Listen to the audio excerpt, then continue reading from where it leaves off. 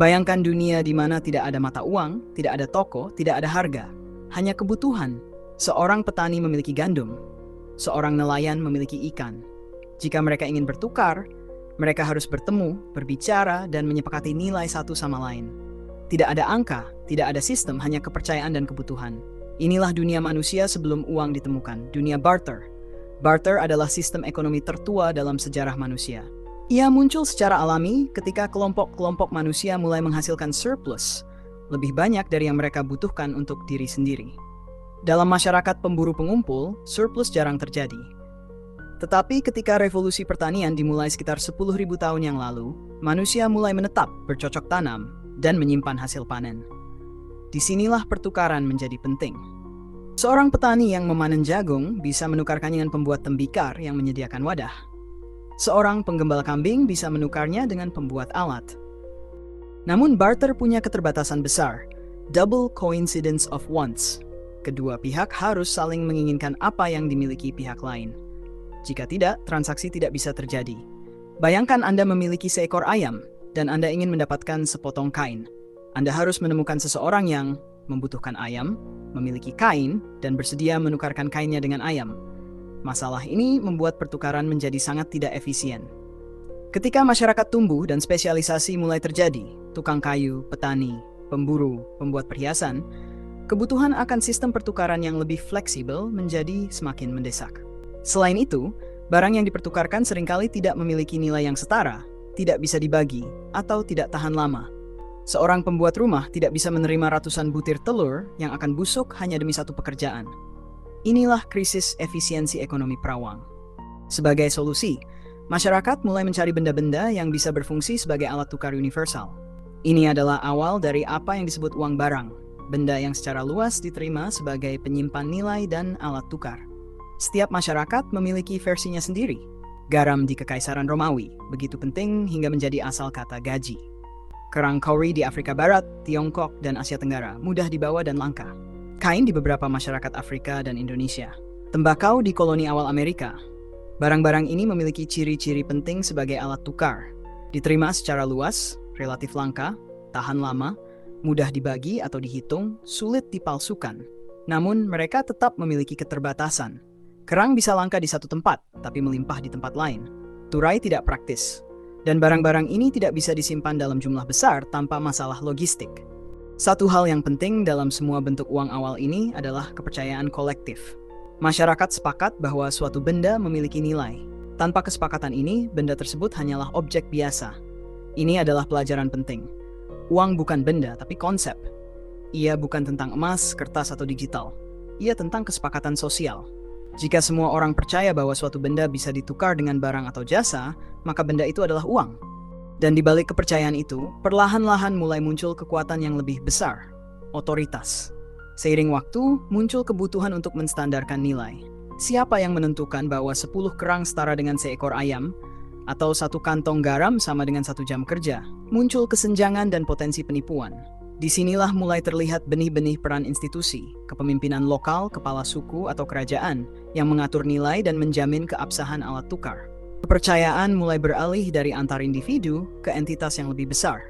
Ini akan menjadi fondasi bagi lahirnya uang koin pertama yang dicetak negara.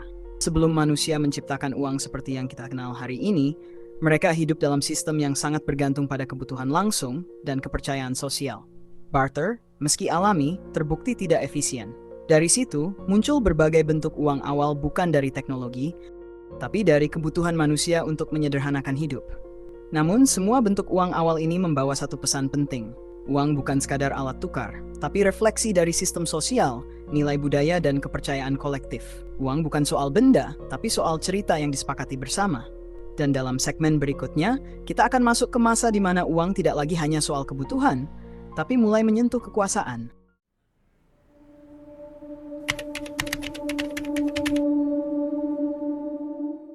Setelah berabad-abad manusia menggunakan barang sebagai uang, akhirnya muncul ide baru, menciptakan alat tukar yang punya nilai tetap, bisa dibagi dan diakui secara luas. Inilah awal mula uang logam, bukan cuma benda berharga, tapi juga simbol kekuasaan. Sekitar tahun 600 sebelum Masehi, di sebuah wilayah bernama Lydia, sekarang bagian dari Turki, uang koin pertama dicetak. Logam yang digunakan adalah elektrum, campuran alami emas dan perak. Koin-koin ini dicetak oleh negara dan diberi simbol kerajaan. Artinya, nilai uang sekarang dijamin oleh kekuasaan.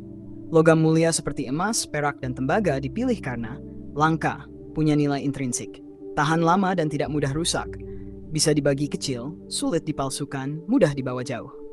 Lebih penting lagi, logam mulai diasosiasikan dengan otoritas politik dan agama. Koin bukan sekadar alat bayar, ia jadi media propaganda. Raja Lydian, Alyattes, dan kemudian anaknya Croesus mencetak gambar binatang atau dewa di koin mereka. Ketika seseorang menerima koin itu, mereka tak hanya menerima nilai, tapi juga pesan. Ini dari penguasa. Ini sah. Ini berharga karena kami mengatakan begitu. Munculnya uang logam mempercepat revolusi ekonomi. Transaksi jadi lebih cepat dan akurat.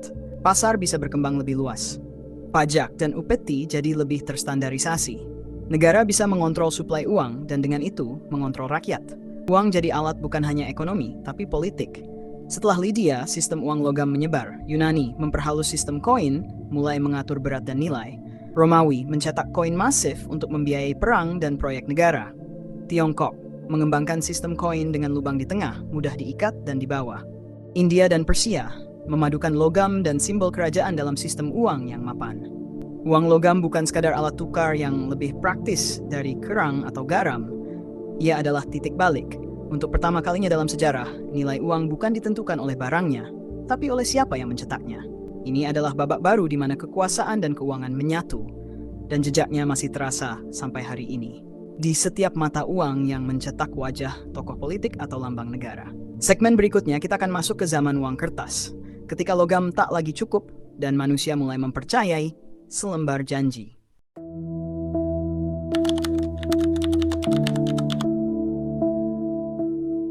Ketika uang logam mulai digunakan secara luas, masalah baru muncul. Berat, tidak praktis, dan rawan perampokan.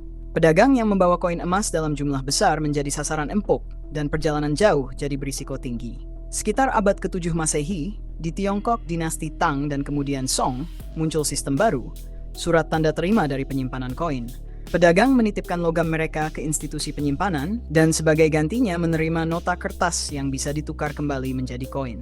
Awalnya ini hanyalah tanda bukti simpanan. Tapi kemudian ketika semua orang sepakat untuk menerima nota itu sebagai pengganti langsung dari logam yang disimpan, maka statusnya berubah. Nota itu menjadi uang, bukan lagi sekadar janji, tapi alat tukar. Inilah kelahiran uang kertas pertama di dunia. Inovasi uang kertas tidak langsung menyebar. Di Timur Tengah, sistem surat janji juga dikenal oleh para pedagang dan bankir Islam, terutama pada masa keemasan Baghdad. Tapi adopsi penuh terhadap uang kertas sebagai alat tukar umum masih lambat. Di Eropa, konsep ini baru mulai berkembang secara serius pada abad ke-17. Di Swedia, tahun 1661, Stockholms Banco mengeluarkan uang kertas resmi pertama di Eropa. Masalah logistik logam, kombinasi dengan perang, dan pertumbuhan perdagangan mendorong kebutuhan akan sistem pembayaran yang lebih fleksibel. Namun, perbedaan besar terjadi.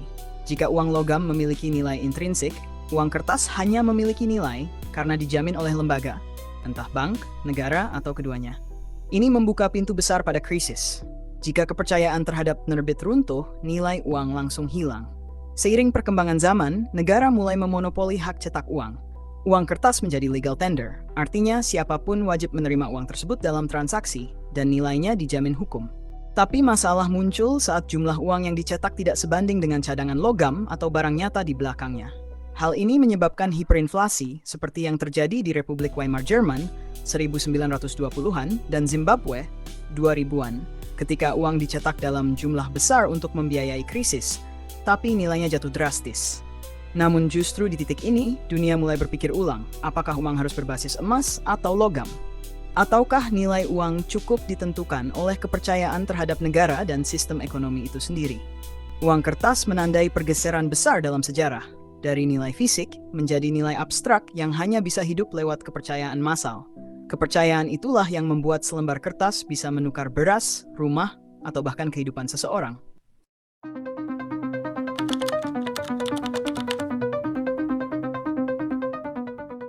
Ketika perdagangan makin kompleks dan uang kertas mulai beredar luas, orang mulai butuh tempat yang aman untuk menyimpan kekayaannya. Inilah cikal bakal bank pertama. tempat penitipan uang yang awalnya dijalankan oleh pengrajin emas di Eropa abad pertengahan. Para tukang emas punya brankas kuat. Orang menitipkan emas mereka, lalu menerima surat tanda terima. Lama-kelamaan, surat ini bisa ditransfer dan akhirnya berfungsi seperti uang. Disinilah muncul gagasan penting.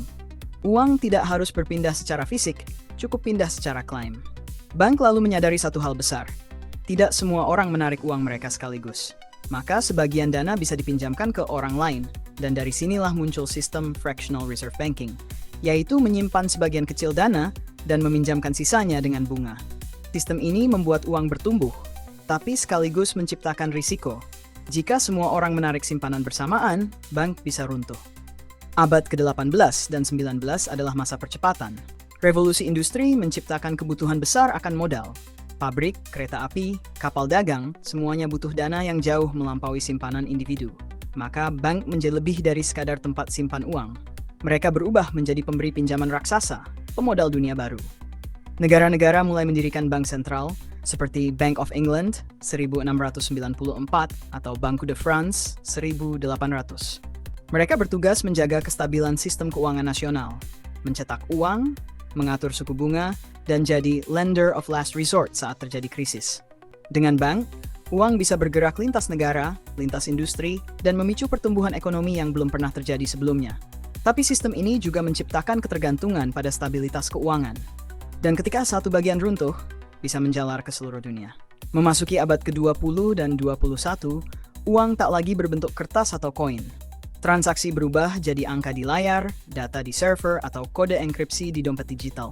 Gaji masuk lewat transfer, belanja lewat klik, bahkan utang pun tak terlihat bentuk fisiknya. Bank juga berubah. Banyak yang beroperasi tanpa kantor fisik. Sistem pembayaran seperti SWIFT, ATM, dan e-wallet jadi infrastruktur ekonomi global. Kini, uang menjadi sepenuhnya virtual, tapi tetap diatur oleh jaringan kompleks bank sentral, bank komersial, sistem keuangan, dan algoritma. Uang bukan lagi benda, tapi data, dan sistem perbankan adalah pengelola utamanya. Namun perubahan ini juga menimbulkan pertanyaan. Jika uang hanya berupa angka dan kepercayaan, apa yang terjadi jika sistem itu disusupi, diretas, atau hilang kepercayaannya?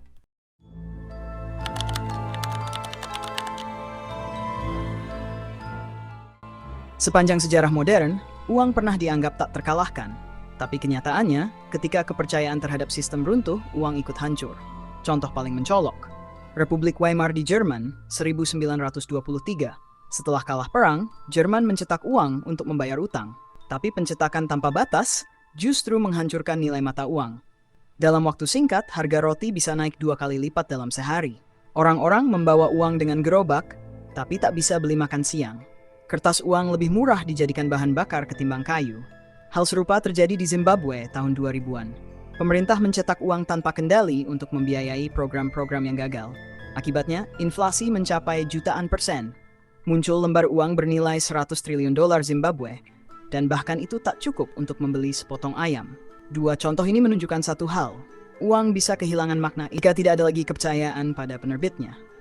Tapi bukan hanya negara berkembang yang kena, negara maju pun tak kebal dari keruntuhan.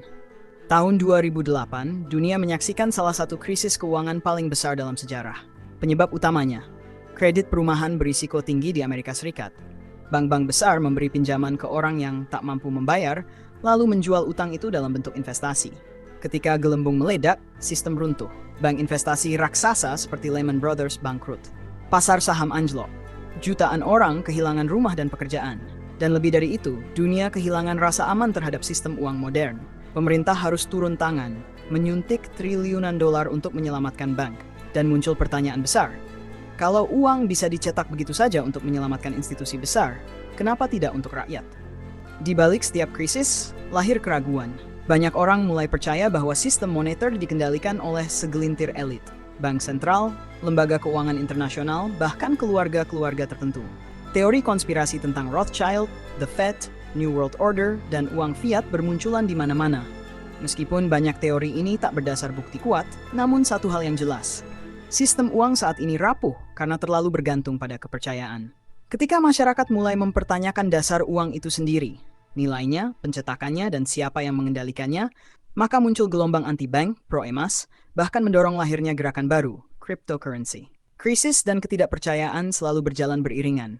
Setiap kali uang gagal, masyarakat mencari alternatif. Dan inilah yang jadi jembatan menuju dunia baru, uang digital.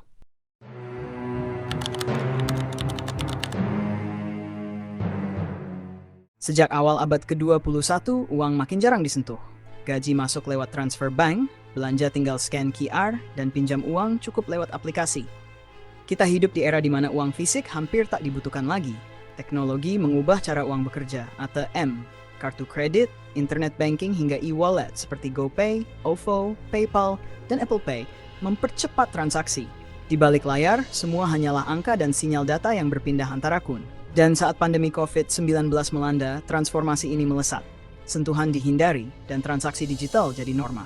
Dunia mulai menyadari, uang tidak lagi harus berwujud. Ia adalah sistem kepercayaan digital dikendalikan oleh kode, server, dan koneksi global. Tahun 2009 muncul sebuah revolusi, Bitcoin. Diciptakan oleh seseorang atau sekelompok anonim bernama Satoshi Nakamoto, Bitcoin menawarkan konsep baru, uang tanpa perantara, tanpa bank, tanpa negara, tanpa izin. Hanya algoritma dan jaringan komputer.